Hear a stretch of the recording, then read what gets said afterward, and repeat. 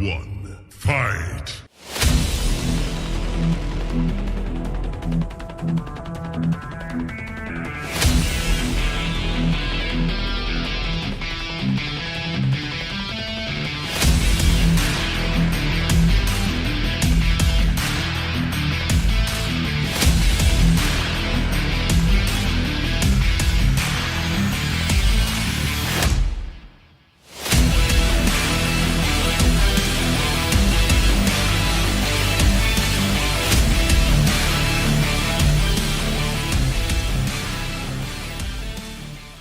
What is up, BW Sports One Nation? This is DaLion, and we are here with another episode of Combat Zone. That's right, as always, powered by Elite Performance 765-499-1005. Where the dream of elite fitness becomes a reality. Check Zach Dirr out over at Elite Performance and Rogue Energy. If you're looking for that good, no sugar, all power pretty much, in a pre-workout drink, Rogue Energy is what you need. Go to rogueenergy.com right now. Text in BW Sports One as that promo code and get your wonderful discount on rogueenergy.com.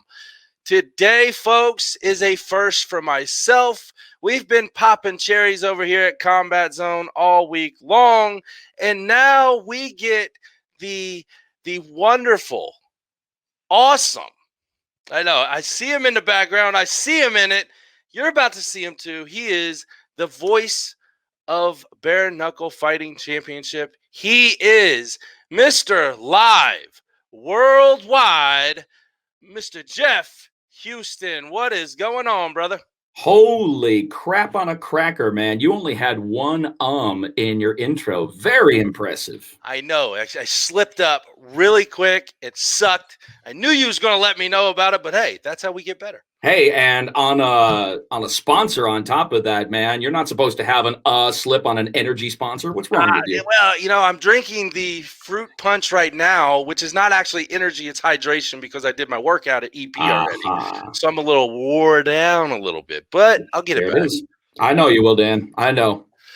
So, Jeff, thank you again for coming on the show with us. Let's start off. Now, obviously, everybody knows you right now. In the current time, as the voice of Bare Knuckle Fighting Championship, as the ring announcer extraordinaire. So tell us, how did the ring announcer extraordinaire become the ring announcer extraordinaire from an early childhood to now? Early childhood. I mean, that was only 20 years ago. Well, I mean, that's a real early childhood. I'm 43, so it's been a while since I've seen an early childhood anytime, that's for sure. But it was nothing really that I looked at from an early childhood perspective because, you know, like most where I grew up, you know, I was a huge wrestling mark, as a lot of people were in that time. So it wasn't something that I looked at as a dream or something that I always wanted. In fact, how I came to love ring announcing was out of force of habit. And that habit was that growing up, as you know, with the pay-per-view situations, and you had the nice little black box, your parents always didn't buy you the WrestleManias, the Royal Rumbles, the Survivor Series. But a lot of you who grew up around that time know that if you had the black box, you could still go to that channel. Now, you wouldn't get a picture, but you could still hear it. You'd either get snow or you get a full black channel, but you could still hear it. So when I say force of habit, the ring announcer's voice obviously stood out the most if you're counting on audio and not visual. So obviously, Howard Finkel's voice stood out among the best. So that's how I started really kind of following him. And then when I would watch, you know, the regular shows, you know, the primetime wrestlings, the superstars, Monday Night Raws and whatnot, you know, you start really paying attention to him. And I was saying to myself, man, look at this guy go, man. He's the most ordinary looking human being you could possibly see, but he's got this inimitable, ferocious voice that I've never seen anybody else have. And the wrestlers loved him. The wrestlers loved him. And a lot of people don't know that, you know, Howard Finkel also worked behind the scenes on production a lot with Mean Gene Okerlund, he'd also do spot interviews. I mean, he was a jack of all trades in the early days. So that's really where I started appreciating the ring announcer's role from Howard Finkel, 100%. My ATF, best ring announcer that has ever lived. Okay. I'm not going to disagree with you there, because the Finks had that voice for the ring. I mean, it carried every. He could have done anything. I mean, he could have branched out into, but a lot of people also know, especially the old school fans, that at one point he was the WWE's longest tenured employee. Mm-hmm. He had been with the WWE since 1974, 1975. He's seen a lot through there. Oh yeah, he did. And when his passing really struck home for me, because I wouldn't call him a hero.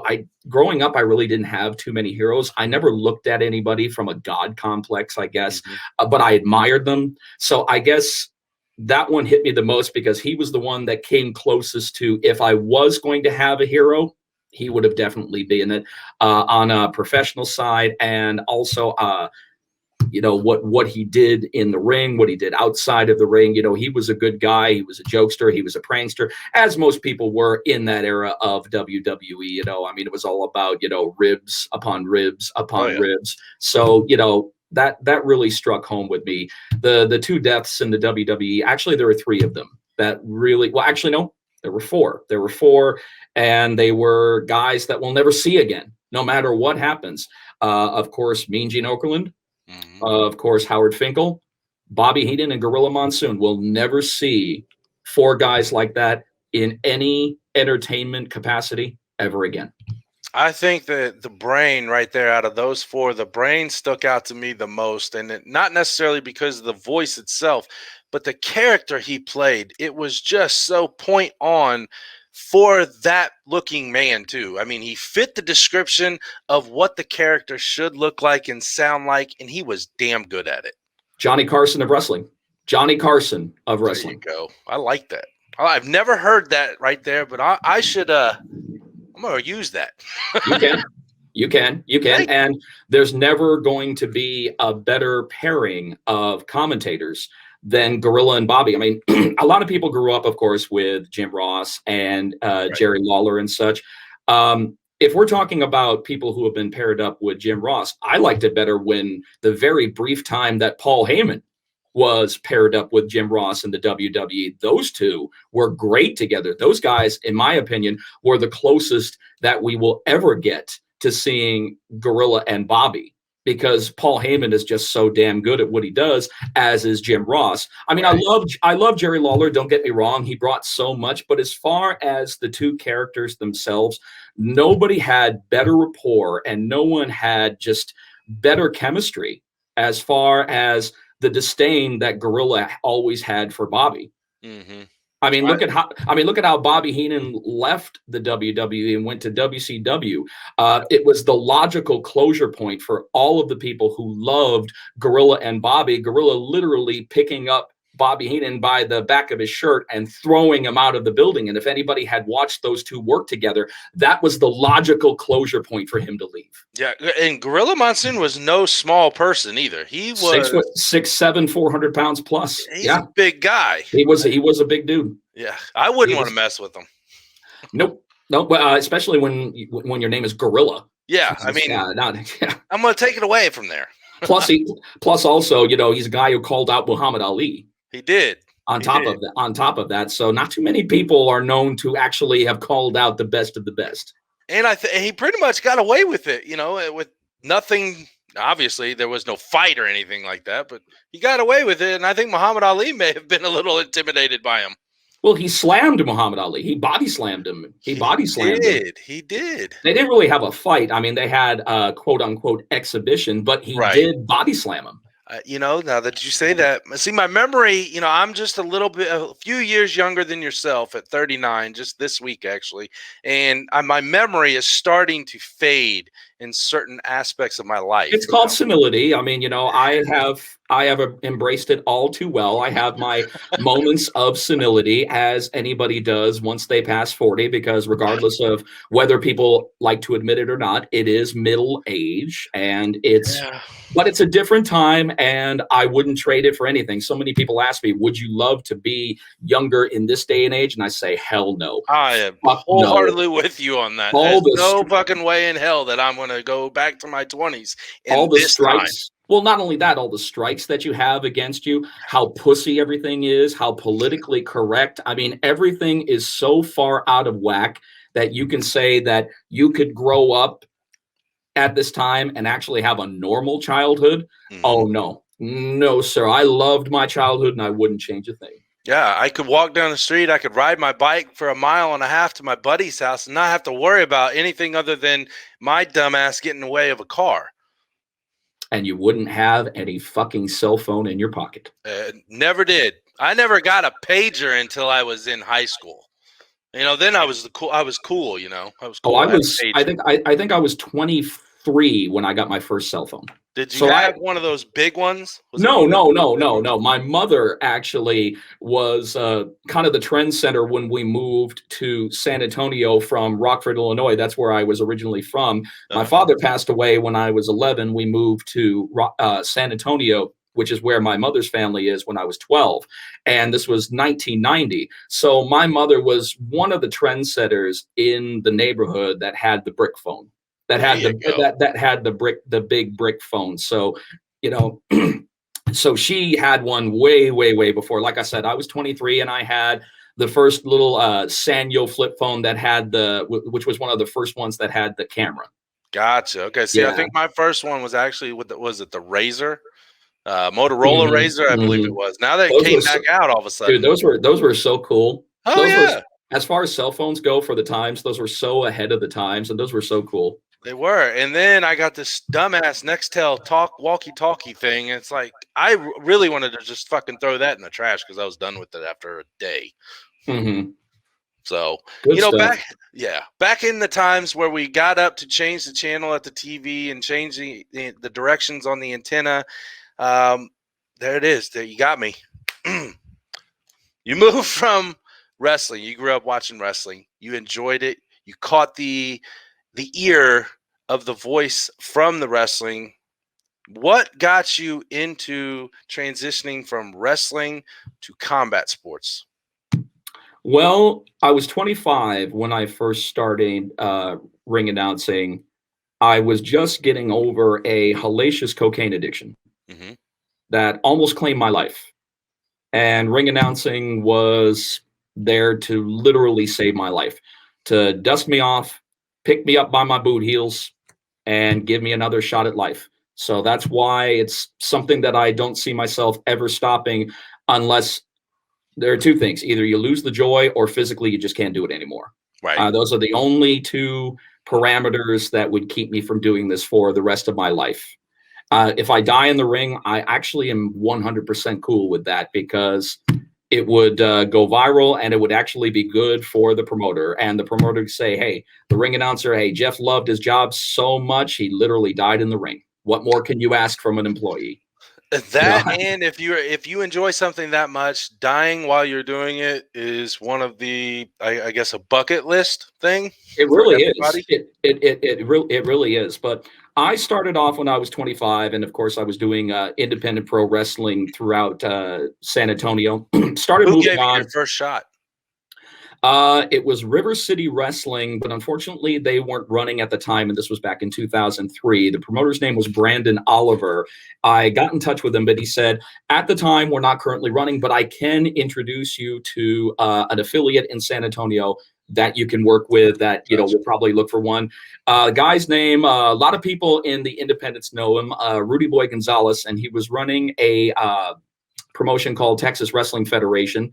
And he was super, super old school. I mean, he was the kind of guy to where you didn't even have the balls to go talk to him while he was in the locker room, because you weren't allowed in the locker room. The old school ways, the boys were allowed in the locker room. Anybody else, they tell you to get the fuck out. So I heard that invariably throughout my short stay with Texas Wrestling Federation. But I learned a lot as far as the old school way of doing things, because when I first started, I thought that I knew what I was doing to some capacity, but watching something and doing something is it's 180 degrees. Right. It's completely, you think that you know, but I didn't know how to properly sell up to the heels, and I didn't know how to really put over the faces. Gotcha. So there were times to where the heels would go try to put me under the bus, and I'd fight back.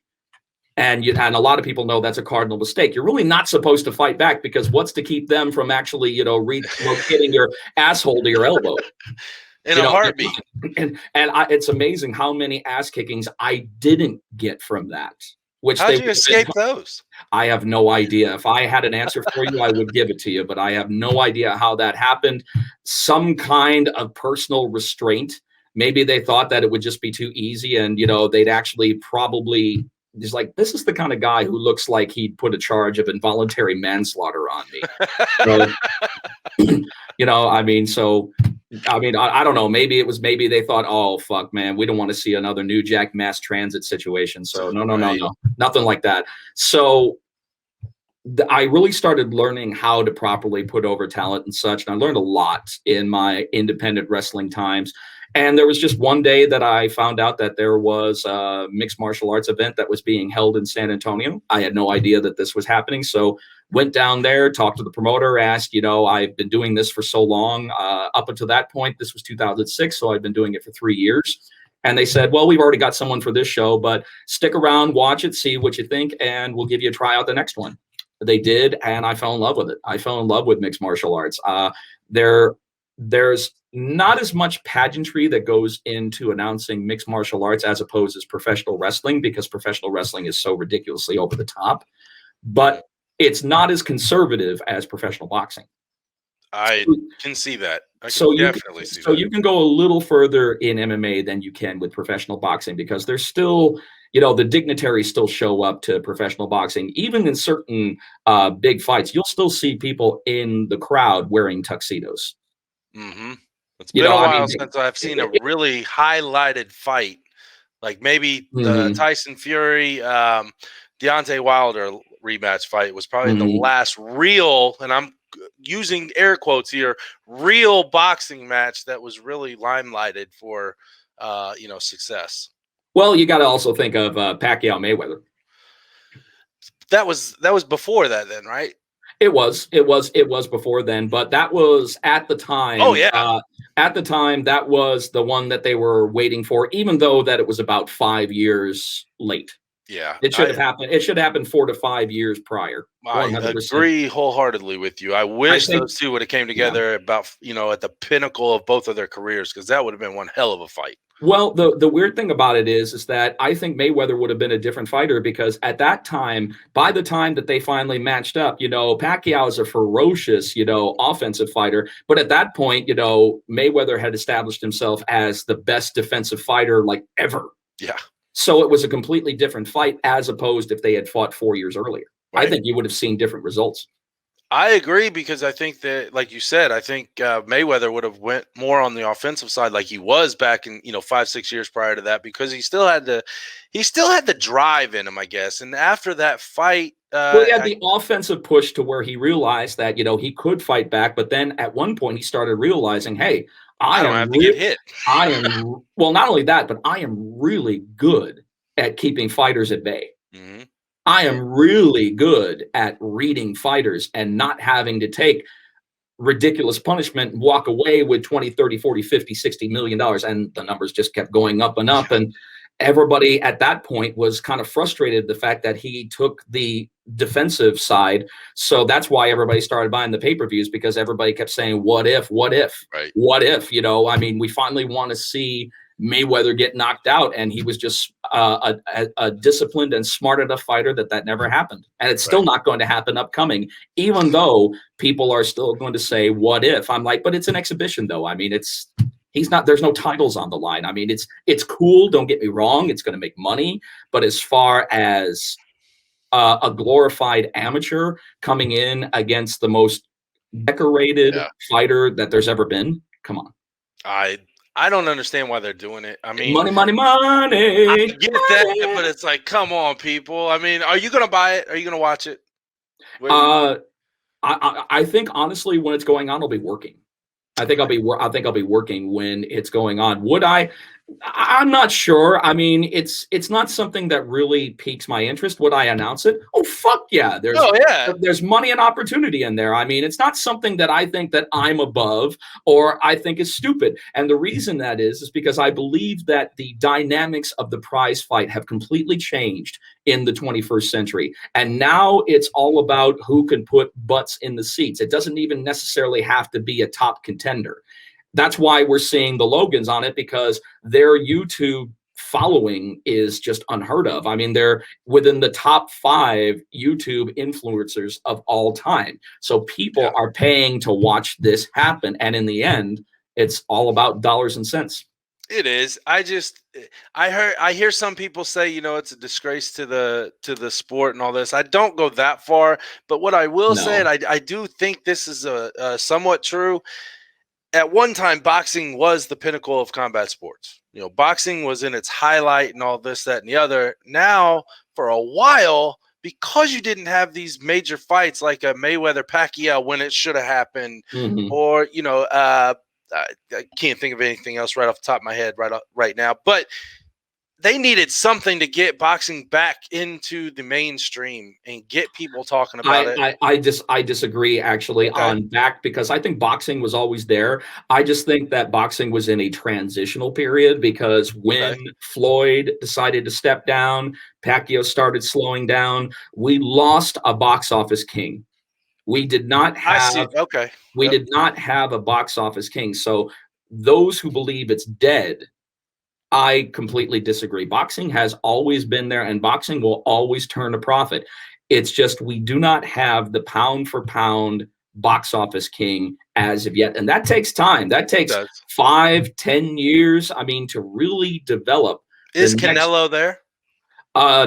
No, he's close. He's damn close, though, because he ended up drawing the biggest house in the history of professional boxing in the United States just as of recently with the Billy Joe Saunders fight, 72,000 plus at the AT&T Center. If you're going to do a big boxing event where you're looking at putting butts in the seats and also having the following that Canelo does, you do it in Texas. I mean, that's a given. In 2013, I did the undercard for the Canelo Trout fight at the Alamo Dome. And this is back in 2013, 8 years ago, and we still had a draw of 44,000 plus at the Alamo Dome for Canelo. So Canelo has the following because Golden Boy was working so hard to make Canelo the next Julio Cesar Chavez. That's really what they were trying to do. And he's a little bit more manufactured than Julio Cesar Chavez, because everybody thinks Julio Cesar Chavez, was the one who really brought Mexican boxing into the mainstream. And I agree with that because he did have some hard fights, but I also know that the majority of his fights were also a lot of nobodies in Mexico. Right. A lot, but he did fantastic. He fought some really, really good fights, some really, really tough fights. He's as grizzled a professional as there is. I take nothing away from him as a professional, but I don't think Canelo is going to have – it's a different time. People look at things in a different way. But as of right now, Canelo is definitely the one that's going to be on top as far as the box office draw for the time being. Absolutely. Absolutely. Nobody outdraws Canelo right now. I agree wholeheartedly. Except for Floyd when he decides to periodically come back and make some money. That's all he needs, man. He must just wipe his ass with $100 bills or probably $1,000 bills at this point. I mean, geez. Shit, so, I do that just to see the look on Ben's face. It looks like he's got a little brown nose on him. Exactly. So how bad, in your opinion, did Don King fuck the boxing world up? When you're that two-faced, unfortunately, it comes back at you. And Don King wasn't necessarily the greatest guy to a lot of people. And unfortunately, that kind of sticks in people's craw, and they remember that. So he had a hell of a time trying to get the promotion back on track. And it's still not back on track because, some people just don't want to do business with him because, when you have that kind of track record of fucking people over. As an announcer, I'd make sure I get paid in cash up front. I'd make sure that I get paid in cash up front if I did that. But would I do it? Absolutely. I mean, there are certain things. When you get to a certain plateau in your career, and this is with anybody, sometimes you have to be able to turn down certain offers because it's just better for you. And you start looking at everything and you say to yourself, how is this going to benefit me? How am I going to benefit by representing this promotion, this product and such? And that's why that concept really changed for me with Bare Knuckle. When I really started Bare Knuckle, I know that we were talking about Don King, and I would still go ahead and, represent him if the money were right and it were upfront and I, made sure that I got paid. That's fine. But Bare Knuckle was kind of interesting for me because I had no idea what to expect. I'd done boxing, I'd done wrestling, I'd done MMA, I'd done grappling. I knew what to expect. This was a brand new foreign concept. It wasn't a foreign concept as far as the sport itself, but it was a foreign concept to state sanctioning. It was completely foreign because it had never been done before. It had been authorized by tribal councils, and David Feldman had been doing that prior to finally getting a state to back it under a bare knuckle fighting umbrella. So that was one of the times that I really just had no fucking clue what was going to happen. And I get asked this a lot. When was the moment that you knew that bare knuckle was going to be something? It was when I stepped into the ring for the first time. It was, no, seriously, the squared circle, because I had never seen a fighting platform like this. Right. That was so custom for the first time, because usually first time debut events are usually rented rings, rented cages, just what you would see. It's very seldom that you see a completely one of a kind fighting platform surface for a debut. And then I really saw all the detail that went into it. And it was just so different. And I was like, wow, this is for real. Would you say that this is one of the most nervous you've ever been at an event just because it's so new? No. Okay. At one point, nervousness isn't a factor. I was nervous. Or excitement. Maybe it's more excitement than it is nerves. I'd say, was there a more heightened sense of things? Absolutely. There was definitely a more exciting presence in the air because, you're stepping into unknown territory. It's unprotected waters and literally unprotected waters, right, for the first time. And after I saw how the first fight went, it's not that I had an expectation, but what I saw is I'm like, wow. I mean, this is number one. It's as brutal as I thought it would be, but it's safer than I thought it would be. It's not.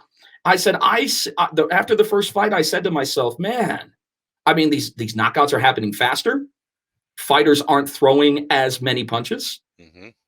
I'm like, dude, this is like custom tailored for excitement. So this was your actually first time witnessing bare knuckle at that event. Correct? Well, live. Yes, live. Of course, I've seen my share of BKB fights, prior to that. And of course, everybody who's around my age or even younger remembers the Kimbo Slice era. Oh, yeah.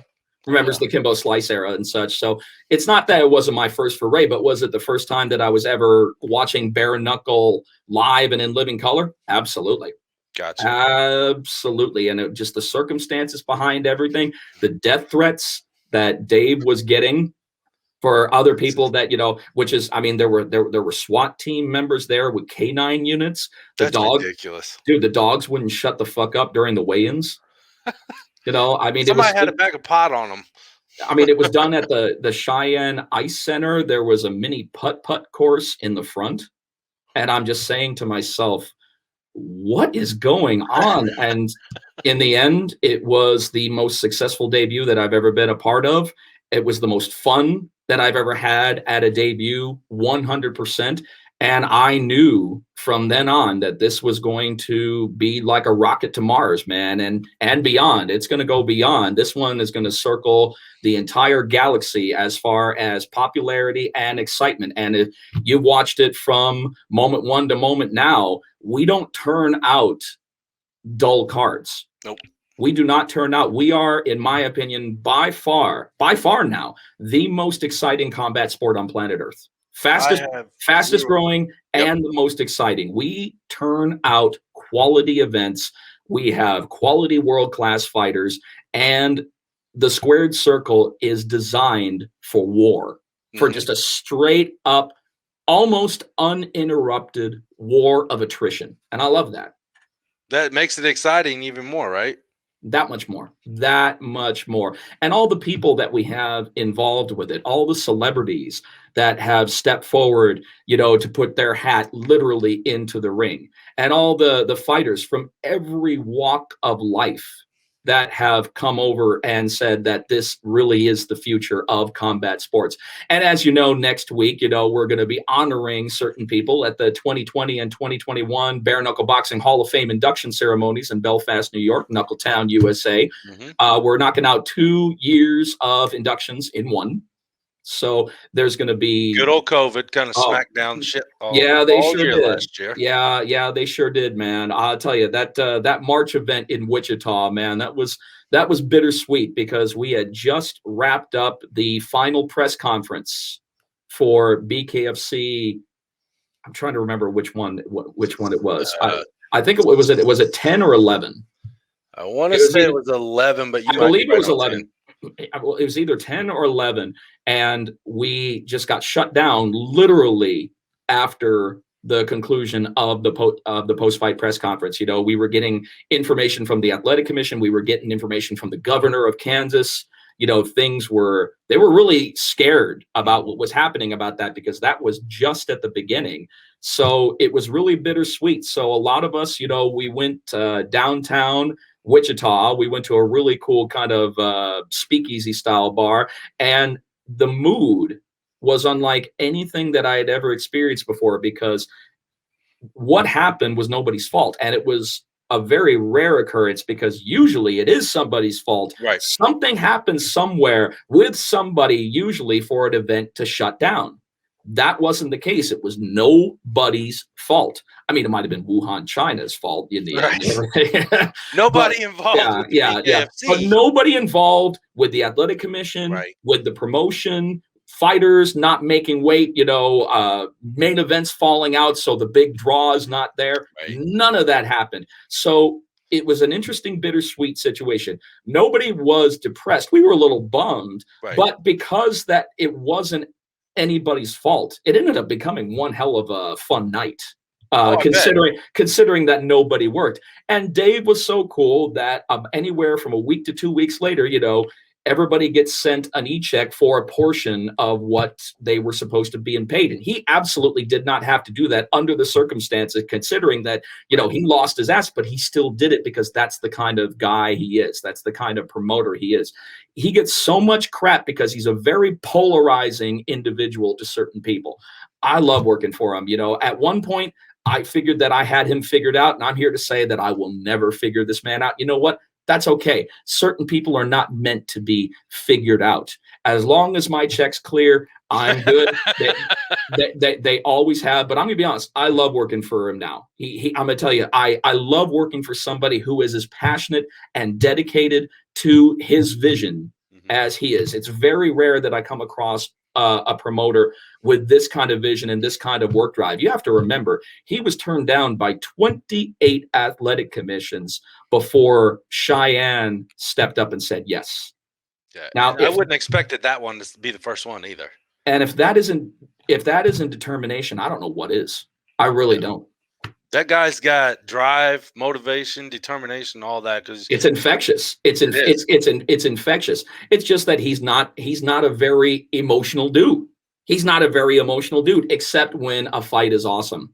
Right. And then he's like a kid in a candy store. He's standing up, he's smiling, and that's what people have to realize when they're working with Dave.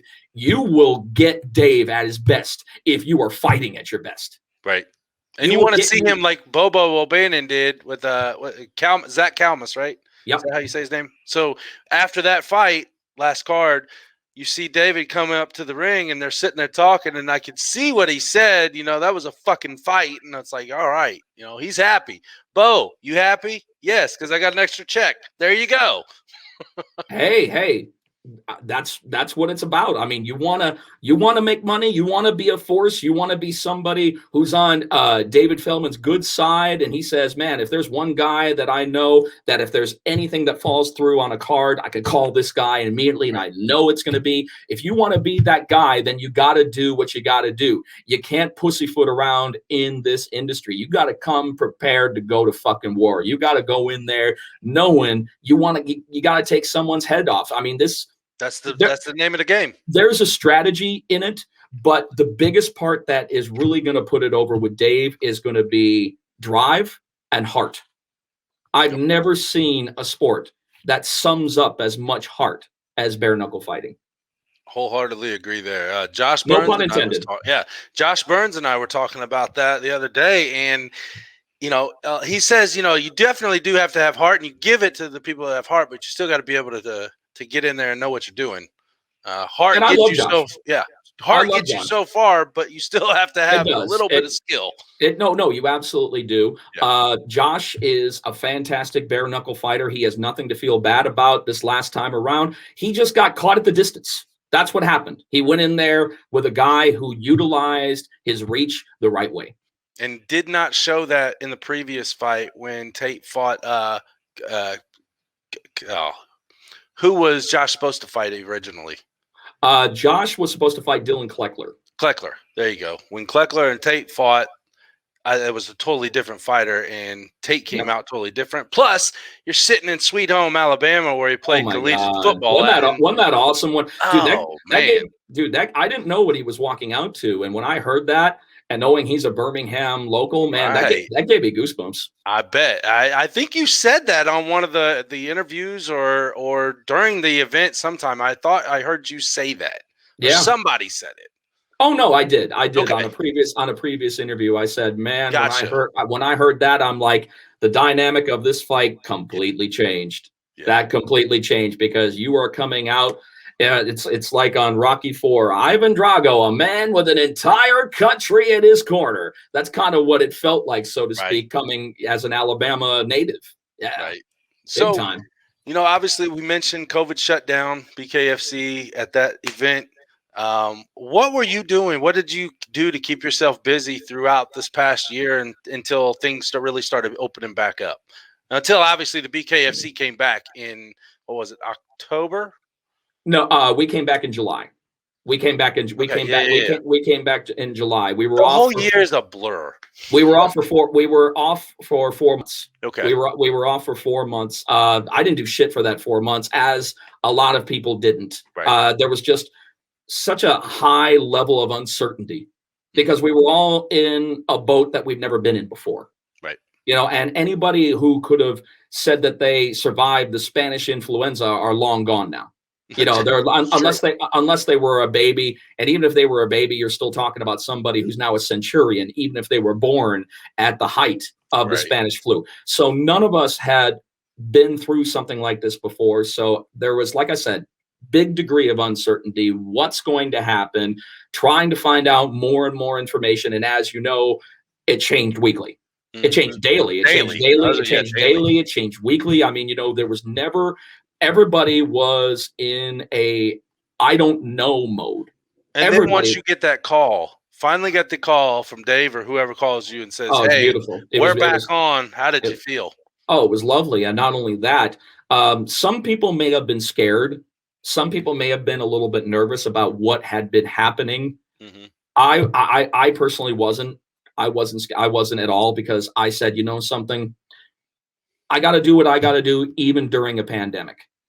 But you know, take your precautions just like anything else. You know, I mean, they give you the safety precautions in order to navigate through this damn thing. And so many people take it and a lot of people don't. So I just took those precautions to heart, made sure that I had my mask, made sure that I washed my hands, made sure that I kept my distance, and I did. And everything was fine. In fact, we were one of the very first combat sports promotions to have fans back to some capacity. I believe we were at 25% capacity the first time that we came back in Oxford. Okay. In So Oxford, that's probably how many were in attendance? You say about 25% in Oxford. I don't know. I mean, you know, I'd probably say we probably had anywhere from maybe 500-600 people, maybe 500-600. You know, I mean, and that might even be a stretch. I'm not too sure. We were at a rodeo venue that was kind of indoor outdoor. Okay, that's right. So it was a different venue, but it was still great. I mean, you know, the fans were there. The fans were appreciative that we were back. We had awesome fights. You know, it was a good night. It was a really good night. You know, we saw we just saw fighters that were just so happy to be back on track while all of us are going through this. And there are so many people saying that we're going through this together and such. In a way we are, but in a way we're not. You know, it's kind of a double-edged sword because, you know, I'm not in it together with those who have lost their lives to COVID. Right. I mean, you know, we don't... and if you're still breathing, then you're not in it like they were. You didn't go through the suffering that the families did who lost someone specifically to COVID-19. So, and of course, my heart has always gone out to those who have, you know, lost their lives due to this very unfortunate illness that probably could have been prevented at one point if they're without a doubt. Well, unfortunately, you know, we're kind of notorious. The human race is notorious for being careless. Yeah, you know, there's plenty of them out there. Now, there's too many of them out there, as far as I'm concerned. But I was jubilant. I was happy. It was a sign that, you know, it's time to take a step forward. But it was also weird because while we're doing the show, you're realizing so many people saying, I can't wait for things to get back to normal. And as you're watching the show progress with all of these precautions, you realize that it's not going to get back to normal. Right. That you know, that what we want to return to any degree of normalcy, it's gone. It's going to be a completely different era once everything is reopened. I mean, people are still going to be wearing masks. People are going to still be taking safety precautions and such, but it's a different era now. Yep. And it's not something that we can go back to. That era that we loved is gone. And now we just have to make do on how to move forward in this new era. I agree. You know, I hate saying I agree so much, but you are so smart in your knowledgeable wisdom that you're throwing out here, sir. I can't disagree with you. I don't know if it's knowledge. I think it's just experience. Well, I think the one thing that I can definitely say, because I am not a book smart, intelligent person by any stretch of the imagination, TV has rotted my brain like crack cocaine. So unfortunately, I don't do reading. I used to when I was a kid, but when you find television, you don't need an imagination. Television provides it for you. But I think if I'm going to have any kind of intellectual insight to anything, it's because of the traveling. It's because of the world travel. It's because I've been experienced to so many different cultures, to so many awesome people, to so many different ways and trains of thought. So I tell people, you know, you really want to learn how life works in the simplest degree and the most difficult degrees, get your passport, travel. You will learn more on the road than any book could ever teach you. I promise you that. Yep. I'm not going to say it, but I about did. You about had me saying it again. So let's hear, whether it be bare knuckle, whether it be MMA, boxing, leave wrestling aside because I'll get back to that. Yeah, it's been a while. So what's your top 3 fights that you've ever called? Top 3 fights. Okay. Whether it be the most exciting to you, whether it be the environment there just made it that much more, fulfilling. What were your top 3? Well, I gotta look one up because I gotta make sure that I get the right names and such. My favorite I can automatically tell you was from BKFC 1. Okay. And it's definitely going to be Tony Lopez and Joey Beltran. It's Okay. still to this day my favorite fight ever. Still to this day. And the reason for what it was because of the fact that such an amazing fight took place on our debut event. Sometimes debut events aren't that lucky to have such a war on their debut. And again, what I really liked is that there was a history between these two. They had fought before, so this was nothing new to them outside of the fact that they were taking off the gloves. Yep. So when you have that, it wasn't a whole lot of animosity, but there was a little. And knowing that these guys finally get to take off the gloves when they meet each other, when you've got two veterans, Tony Lopez is as veteran a fighter as you're going to fight. I mean, he was the kind of guy, he'd fight at BKFC 1. A week later, he'd be taking another fight. And a week later after that, he'd be taking another fight. And Joey Beltran has fought on every major fight platform that there is. Yep. So when you put that, successful at one point or another, and successful at that. Yeah. So putting that together is a ridiculously combustible element. And that's awesome. And another reason is that originally the fight was scheduled as a swing bout.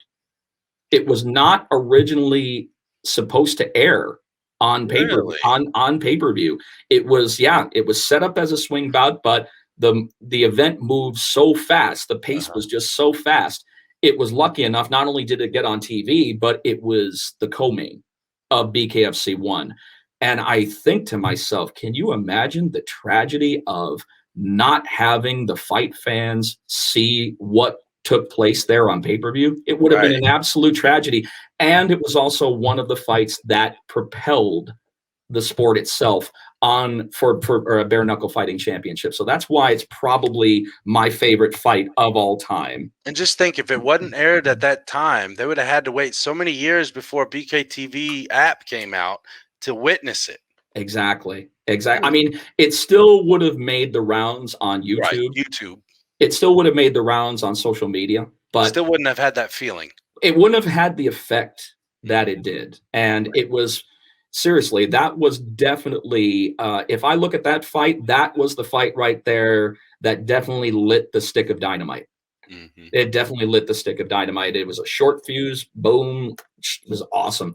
As far as MMA, the one fight that I remember the most, because it was my first time working with this was back in 2011, February 2011, with it was my first international event that I did.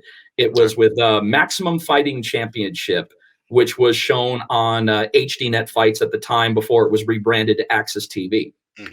The Black Prince of MMA, Mark Pavlich, who ran what he liked to call the DW show, because he would call it the Dana White show, because he refused to acknowledge the UFC, because he said that his product was so far removed from any likeness of the UFC, when in fact, if you look at it, it was almost a carbon copy clone.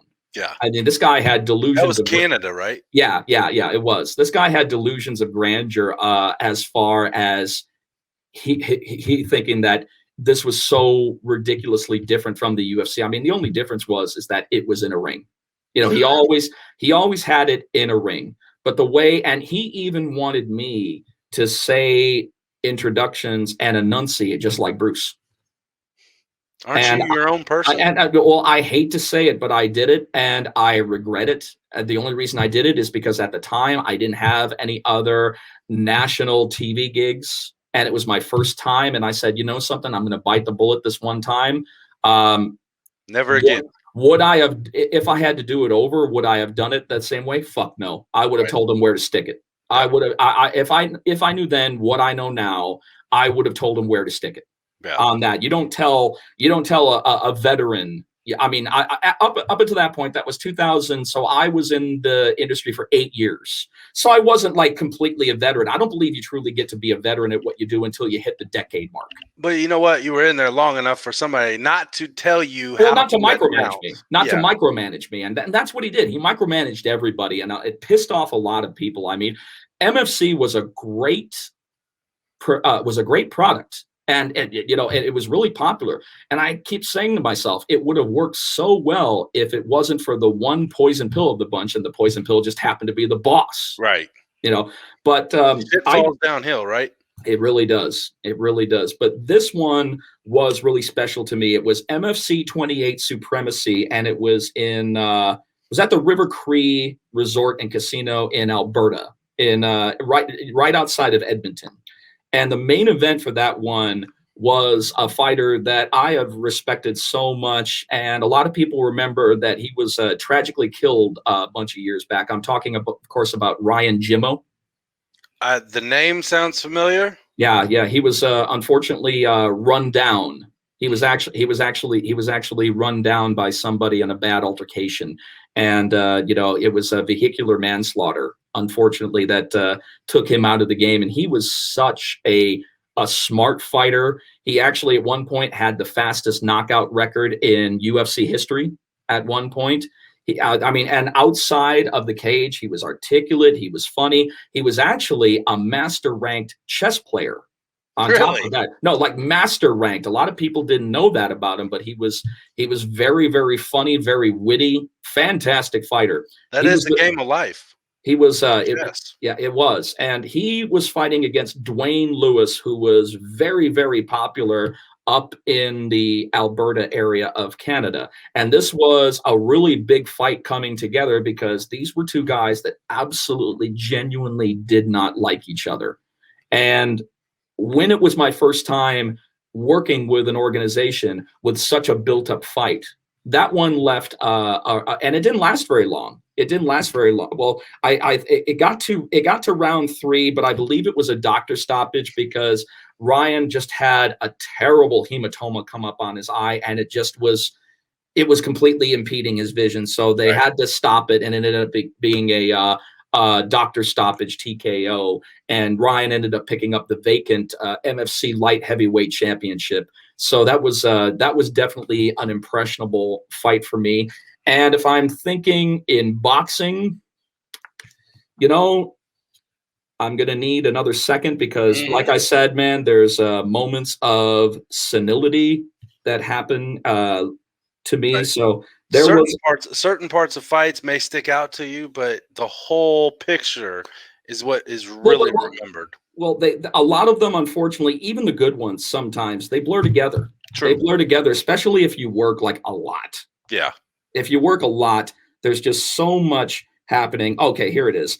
The other one that I would probably say that as far as boxing, as far as my favorite one, it would probably be, there was an Omar Figueroa fight, and he fought this Japanese kid. I don't remember what his name is off the top of my head, and I apologize for that because I love being a historian when it comes to that. But it was an Omar Figueroa fight. He fought this Japanese kid, and these guys fought tooth and nail all the way to the end. They both went to the hospital. They were both just as messed up. But it was it was not only heart, it was talent on display at the same time. And it was just incredible. So once again, I apologize that I do not know the opponent. I think it might've been Nihito Arakawa. I'm not 100%. That might be right. It probably isn't, but that was definitely one of my favorite boxing bouts of all time that I've called. Another one in bare knuckle, a lot of people will go to the Jason Knight fight as the go to Artem Lobov and Jason Knight, and I love that fight. But there's one that sticks out a little bit more for me, and that was definitely the Misfit fight. That was yeah. I'm gonna tell you something, man. Helen Peralta and Christine Faria.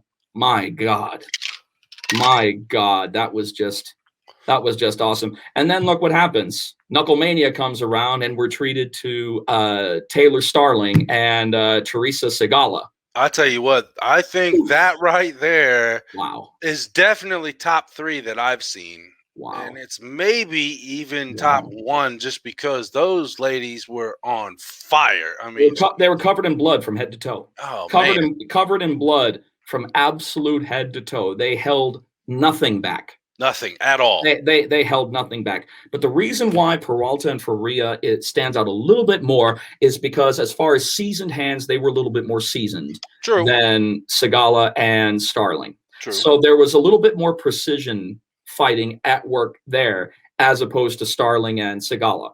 But it's very seldom that you get an opportunity to see that much heart on display. Yeah. When I saw that fight, we all witnessed the Van Zant Hart fight. We saw the what was the other one? It was Johnny and Johnny and Dat. And Dat. We saw that, but man, on that card, and it was the first one, and it was the first fight on the pay-per-view. Yeah, I mean, can you imagine what the locker room was like while people were watching that? They're like saying, we have to follow that or top that. Yep. Shit. Yeah. Half of them probably wore out just by watching that fight before they even got out there.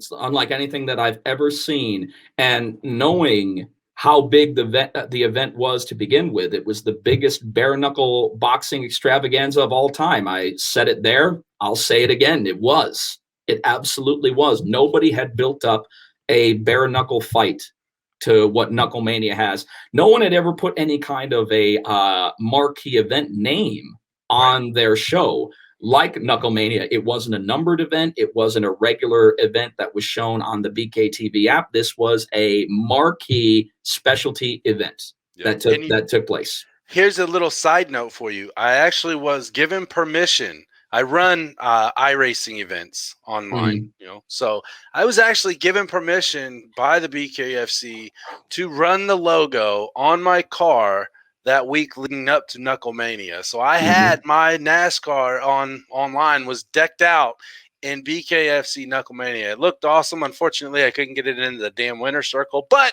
still had fun showing everybody off what was getting ready to happen that Friday night. Absolutely. Everybody there was a different air happening. There was something in the air that was unlike anything. If there's any one, I mean, BKFC 1 still has, in my opinion, the undisputed clout air that I'm looking for as far as an event that I'll never forget. Knucklemania is a very, very close second. Yep. Very, very close second. But I think David Feldman will still say the same thing, man. As much as he loved Knucklemania, as much as he loved something about the first one. It's the first one. That is just undeniable because it was literally the first one. I mean, that's not a term of endearment. That's not, it was the first. Don't you remember the first time don't you remember the first time you had sex? No, I was too high. Well, I tried. It was kind of like that, I remember the lead up. There you go. I remember the lead up to it, but as far as the act itself, not really. I was kind of stoned out of my gourd. Well, to be honest with you, the first times it feels great, but it's like, that's it? Wait a minute. Hold on here. Well, yeah. I mean, the first time usually is a clusterfuck. Oh, yeah. And this was not. Parents upstairs, aunt and uncle upstairs. Everything. Exactly. I do remember that. You expected somebody not to be home. Somebody was home. Oh, yeah. Somebody was home. You hear the door open or the footprints, the footsteps above you. Yeah, you get screwed. Exactly. So if that's happening, you might as well be honest and say, why is your door locked? Because I'm having sex in here. I will talk to you when I'm finished. If you're going to go down with the ship, go down being truthful. It's true. I like it. All right. We got a couple more minutes. I got to get to rapid knockout. 5 questions, has absolutely nothing to do with fighting. Are you ready, sir? Always. Number 1, favorite food? Sushi. Okay. Any particular type? Free. There you go. Second, other than combat sport, other than announcing, what's your favorite hobby? I'm not the biggest rapid person because it doesn't have to be my gears turn differently. Is that what I get to look forward to in a year when I do hit that 4-0? That's what you get. Damn. Get used to it, brother. I'm a beach bum. Okay. I'm a beach bum, man. I love my time on the beach. I love my time, sugar sand, clear blue water, frozen cocktails in my hand. I'm definitely a beach bum. At one point, my hobby was great white shark cage diving. Holy hell. Yeah, I've actually done that at multiple locations all over the world. Farallon Islands off the coast of San Francisco, Seal Island off of South Africa, the Gold Coast off of Australia, and also Isla Guadalupe off the coast of California and Mexico. So I've been all over the world, and I have been in the water with one of nature's most effective predators and killing machines with big toothy grins. In fact, next to you every time. I remember I was at the Farallon Islands, where they're the biggest, because where there's the biggest prey, there's the biggest sharks. And there are elephant seals population off of the Farallon Islands. So I was in the water with an 18-foot, 4,000-pound pregnant female great white shark. Oh, no. And when you are in the water with an 18-foot fish, and she gives you that toothy grin for the first time, ooh, man. Good thing you were in the water, because I would have felt it trickle down my leg. No. Because, and the reason why is because the first thing that you do when you get into a situation like that, you expect what happens in the movies. You expect you expect a Jaws reaction, right. and you don't get it. Right. You don't get it. They're actually more like big cows. They're actually like big underwater cows. They come up and they test the cage out, and when they realize that it's not blood, muscle, tissue, and fibers, they're curious and they'll hang around. Right. But is their objective to get into the cage? No, not at all. Not unless you give them a reason. If you break open a bag of blood or chum, they're not fucking stupid. Right. Are they going to try? Yeah, but will they eventually give up? Yeah, they'll eventually give up. You don't do stupid things around one of the most effective predators on this planet.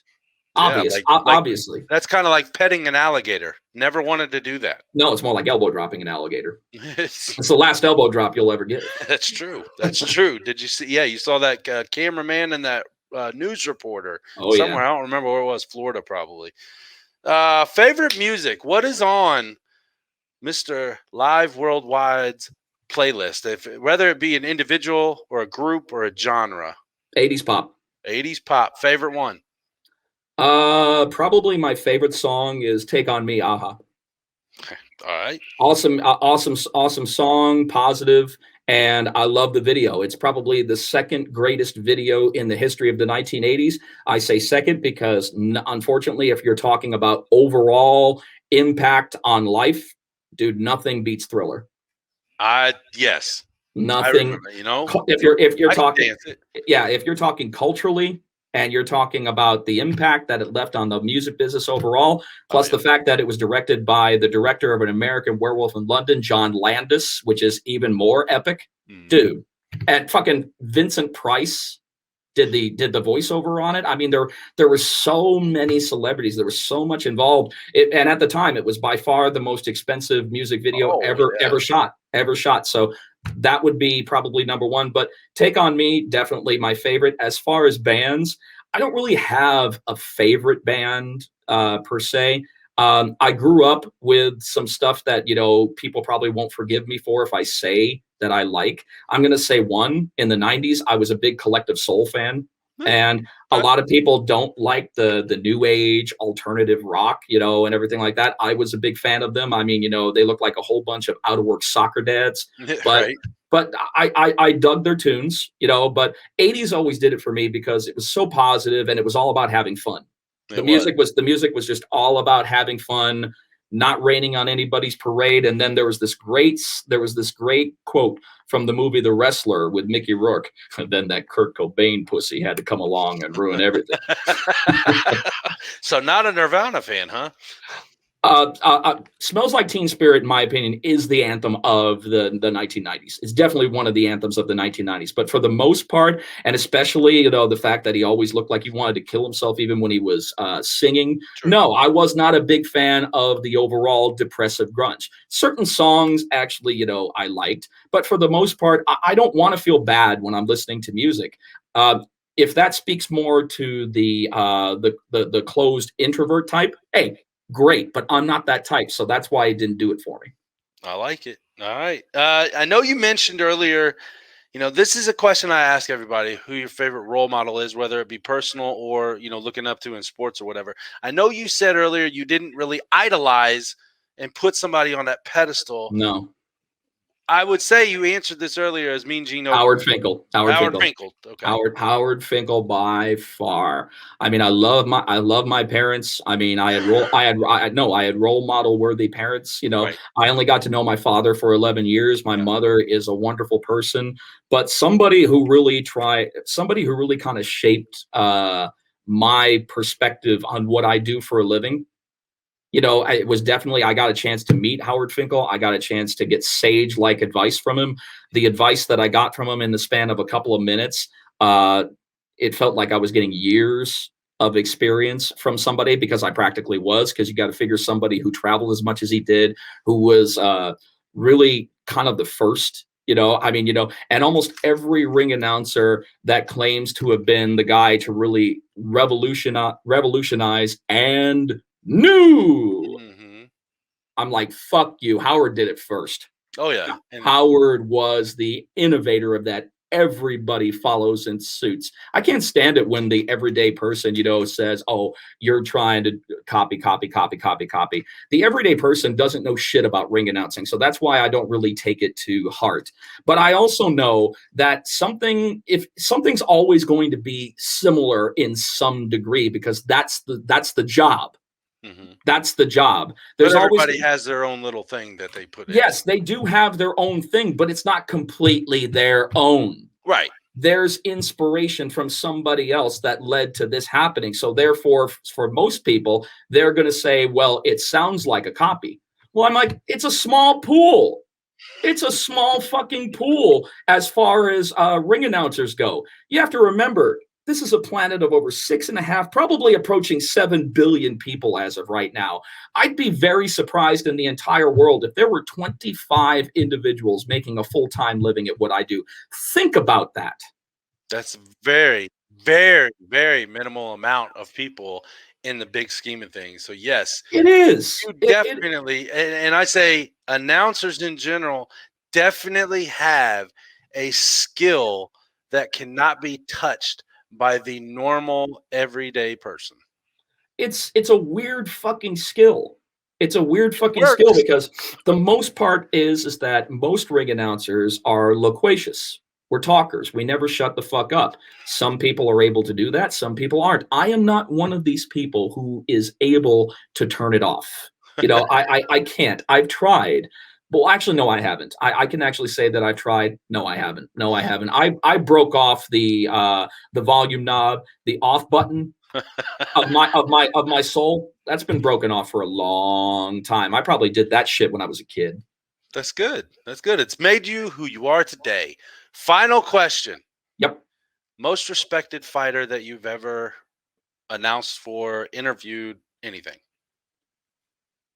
Wow. Now that I'm getting deep. That could never be a rapid question for somebody like me. Never. Wow. Fuck. I'm putting it on you now, brother. I did not expect that one, man. That is that's good stuff. That's good stuff. Thank you. Every once in a while, I'll throw something great out. There's a nugget of greatness going on here today on Facebook Live, on StreamYard. Yeah, absolutely. As far as overall, from what I have seen, if I'm thinking about a fighter, Jesus. Has anybody? I gotta ask this now. Has anybody stumped you this bad that quick? Yes. Okay. Yes. Right. Of course. You're not the first, and you won't be the last. No. Well, it's kind of like announcing. I didn't start it. No. I did not start it. It's not all the way mine. Yeah. I'm looking for an answer, and the reason that I'm looking so hard is because when I look at a fighter, especially somebody who I'm going to hold to that level, I'm looking at somebody who is a true versatile person, both in their fighting and their heart, where I've just seen both on display. I've seen both on display. I'm going to be honest with you. This is going to be a really weird one, but I think Joey Beltran is actually going to be one of the ones that I kind of hold up at a very high regard, because Joey reminds me, Joey is like the Cain Velasquez of bare knuckle fighting, man. He is a guy with ridiculously impressive cardio for someone his size. He has that veteranship to where he can handle the noise and actually bring the noise in the later rounds. And he doesn't have the most knockout power as opposed to other fighters, but he's a master on how to smother your ass. He is a master. And sometimes, actually a lot of times, that's enough to win a fight. But at the same point, don't look at his striking game as weak, because it's anything but weak. But the battles that I've seen from him, Jason Knight, I'd hold up there, Christine Faria. I mean, out of all the fighters that I've done over the years, the respect has always been there for MMA and boxing, and it always will be. But there's a different level of respect for bare knuckle fighters. There's just a different level, because these are the guys and gals that are in the driving seat of a brand new concept, even though it's not a brand new concept. I've always called bare knuckle a wave of the future created by the tide of the past. And I think that's a hell of a way to put it. I think so. I think that's a good analogy for the sport. And these fighters, these incredible athletes, have that opportunity, and you see more heart on display sometimes than you see in MMA or boxing, even though every now and then you get an incredible fight in MMA and boxing where the heart is not only on display, but it's as pure as a fight fan could possibly want. But I'd have to say, I know that's a weird answer, but I'd have to say that, I don't have just one. I don't have just one. I'm a cinephile. I'm a movie lover, and people always ask me, "What's your favorite movie?" I can't answer that one because I have a favorite in every genre. Right. I have a favorite in every genre. So as far as favorite, I'd look at it from that way. I know a lot of people. I'm dragging this out real crazy. A lot of people just answer the fucking question. You're good, man. I love it. My brain doesn't work that way, people. Unfortunately, my brain doesn't work that way. I'm a very analytical person, and when you're not in a plain vanilla state of mind, there's so much more to the question than just a simple answer. And I agree with you, and I respect that, because I didn't think, honestly, that you were actually going to be able to pull just one name in that question. It's too difficult when you have such elite athletes and such awesome fighters. It's really difficult to put your finger on one and say that these are the guys that are going to really, they're really going to push the product. They are going to be in the driver's seat. Now, as far as up and coming fighters, there's a couple of them that I definitely believe are going to end up becoming the future. Lorenzo Hunt, 100%. This guy is just a next level athlete. And another one who I am so thrilled that he got a win, because I just believe that he is just that tough and that damn good. And he's going to end up being another catalyst for bare knuckle fighting, is Tom Schoaf. Let's see. Who did he fight previous to this one on the last card he fought? Not the previous. Tom Schoaf fought Joe Elmore. Yes, that. Tom and Tom has always given us good fights. Yep. Whether he's on the winning side or the losing side, he's always given us, and that was a bloody war. That he gave us. And Joe Elmore has been, he's been monikered as this bloodthirsty beast that's just coming in to take things over. And he ended up getting what's his name's retirement fight. And it was just, it's just one of those things to where somebody just might be one step ahead. And Leonard Garcia was just on point. It was his night. But Joe Elmore is the kind of guy who's going to have a lot of nights. He's going to have a lot of good nights. He's going to have a lot of good fights. But so is Lorenzo. Lorenzo I absolutely see world champion gold around his waist in the near future, 100%. And Tom Schoaf, he improves every fight. I mean, you saw how beautiful that liver punch knockout was, dude. Mhm. I called that a gypsy liver punch. Because dude, that's like a gypsy liver punch knockout, man. That's the kind of stuff that Bobby Gunn was notorious for. Yeah, I mean, there's just something about everybody wants to see the head knockout and this, that, and the other. But when a true fight fan gets to witness a bare knuckle hand or bare knuckle fist going into the side of somebody's, liver, kidney, a ribs, anything like that, and it drops them. Well, you're seeing the true what you're seeing, it's something that's really weird because it is the true off button for a human being. Yep. You hit one of those organs and your whole body shuts down. Everything shuts down. It's weird to see the off button because everybody thinks the off button's up here. Mm-mm. They don't realize that there are key points on the body that are just as much an off button as a head knockout. Yep. And honestly, I enjoy those much more. Well, because there's a lot with it, because a head knockout is so deliberate. Right. With a liver knockout, there's usually a step back or two, and then and then you see the grimace. Then you see them go down. So there's more happening with a kidney knockout, a liver knockout, a body shot. There's that delayed reaction that kind of gets you, and you're just like, whoa, what's happening here? And then when you see the replay unfold, oh, there it is. It's that delayed reaction that you normally get as opposed to an instantaneous knockout. Yep, because you're sitting there, you see them get hit, and they even maybe in the middle of throwing a punch, and 3 seconds later, it's like, nope, batteries completely limp. Batteries fell out. Yep, batteries fell out. Somehow the battery door opened up, fell right out. The Energizer Bunny finally stopped. Yep. Mr. Live Worldwide, Jeff Houston, thank you for joining us again today, brother. Do you have anybody that you want to shout out, recognize, anything? Now is your chance.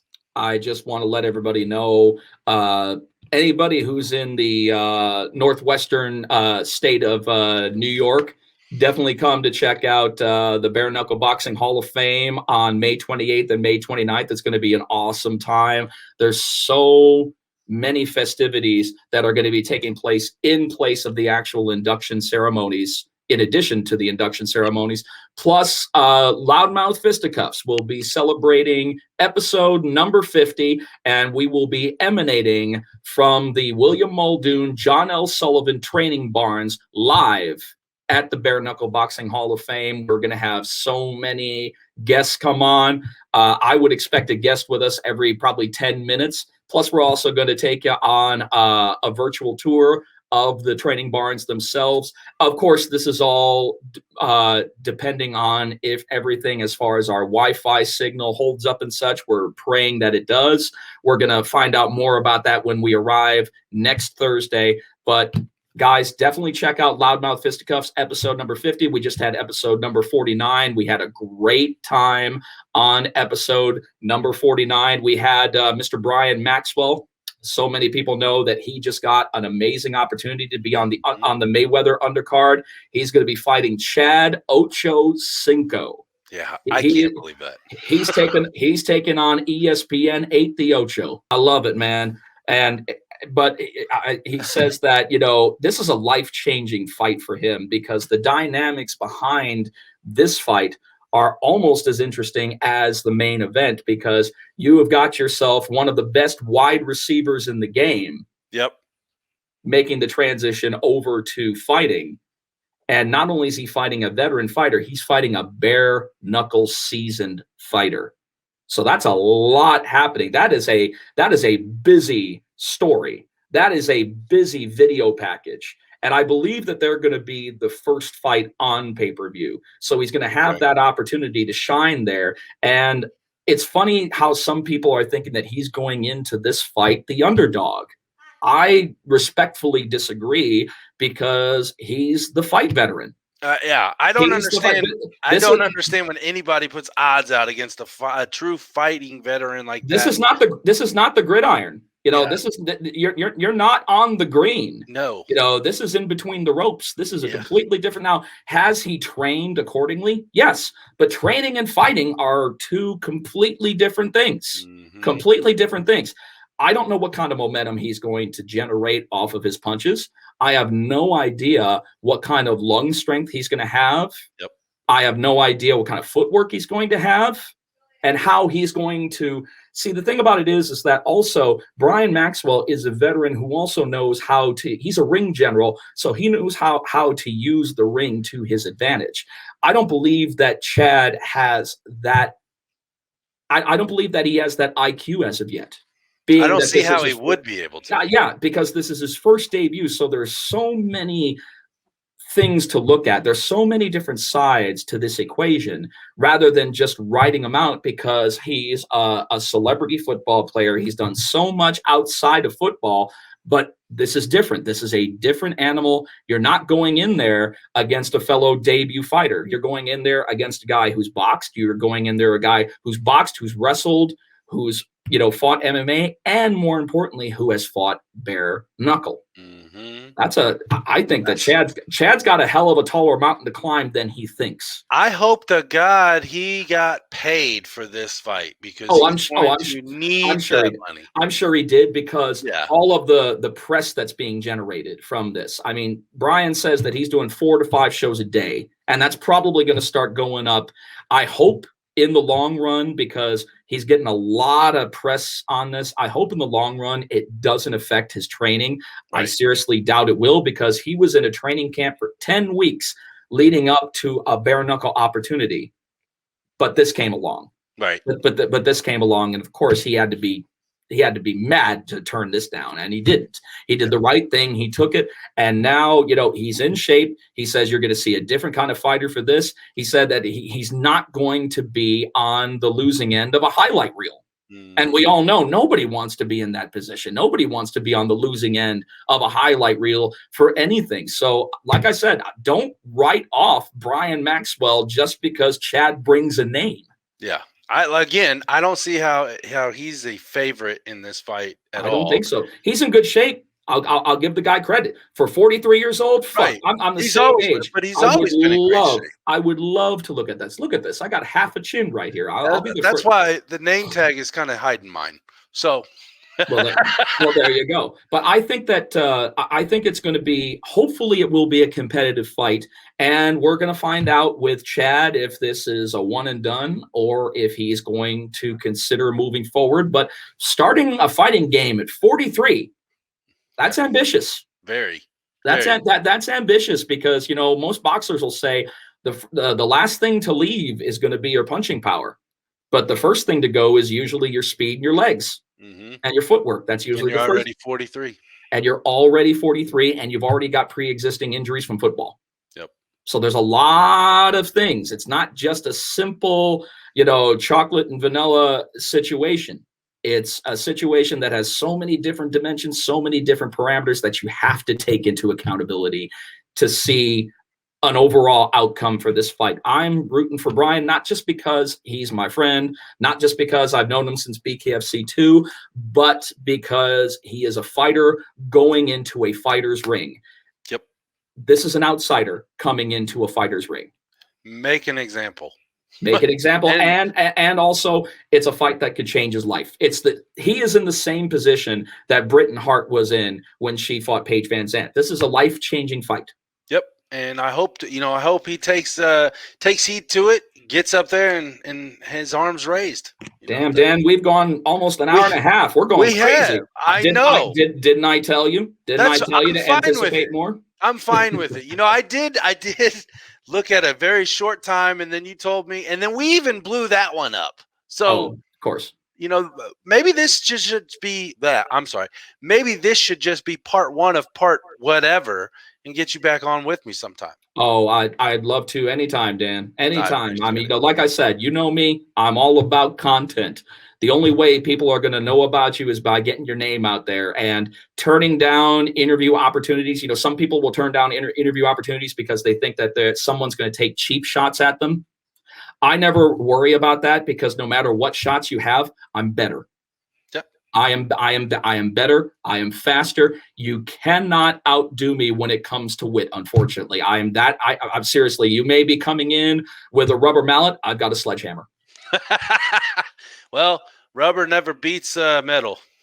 Well, it depends on the girl. It depends on the girl you're with. True. True. Very true.